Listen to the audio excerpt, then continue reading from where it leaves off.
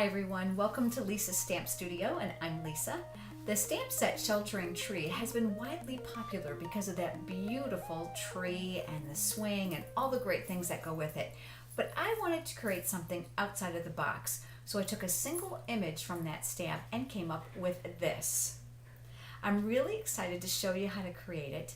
Remember that all the products are available in my online store at the address above.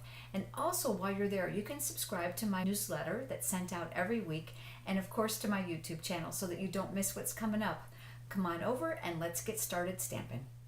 I started with a piece of Melon Mambo cardstock, cut 8.5 by 5.5, and I'm going to fold it in half and use my bone folder.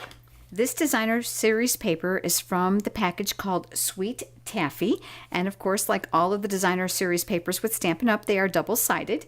This measures 4 by 2 3/4, and that's going to end up getting mounted here. Now before I go any further, I'm going to stamp the sentiment on here, and I'm using the words Happy Birthday, and they're from the stamp set, Remembering Your Birthday. There's several greetings in here that are really lots of fun and appropriate for anyone.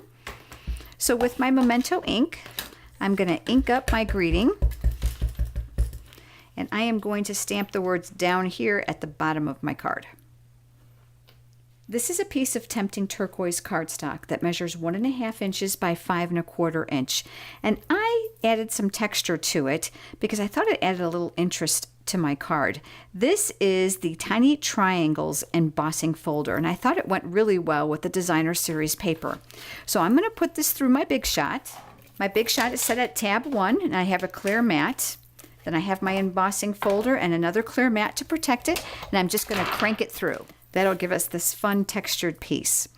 Then with my scissors, I'm going to create a banner tip, and to do that, you're going to create a slit here at the bottom, and then you're going to work from one corner to the top of your slit and do the same thing on the other side.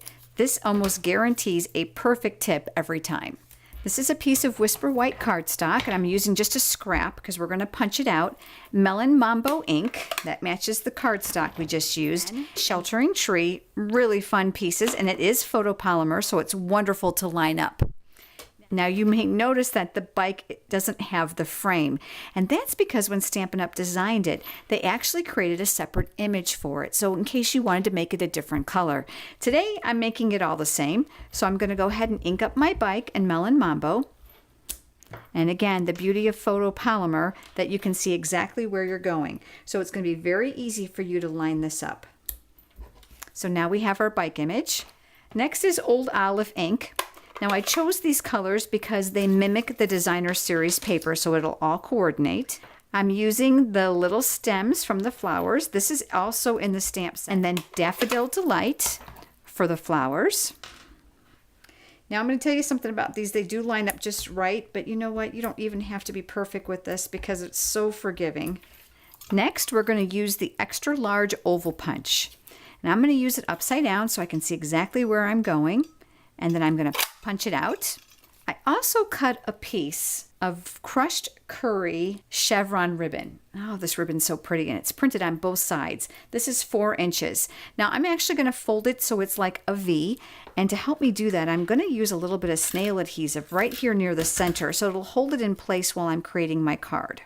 Now we're going to start assembling. I'm going to put adhesive on the back of my designer series paper.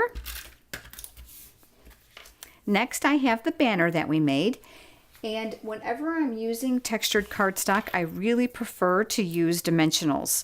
I like that extra little pop of dimension to be able to stand up on my card, and because the piece is so long, I'm going to put an extra piece there.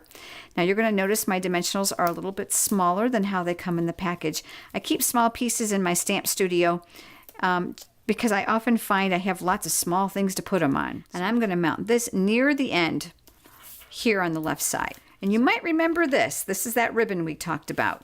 I'm going to add more adhesive to the back end, and this is going to go here. Now we're going to end up giving it a little bit of a haircut here in a minute. So that's going to tack that down.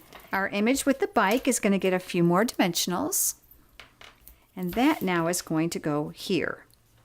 Now to really finish this off nicely, I'm going to take my scissors and I'm going to cut my ribbon at an angle. Fun and easy and whimsical. And of course, this card would be great for any occasion. Make sure you subscribe to my YouTube channel so you don't miss anything I've got coming up. Thanks for watching, and I'll see you next week for another video. Have a great day.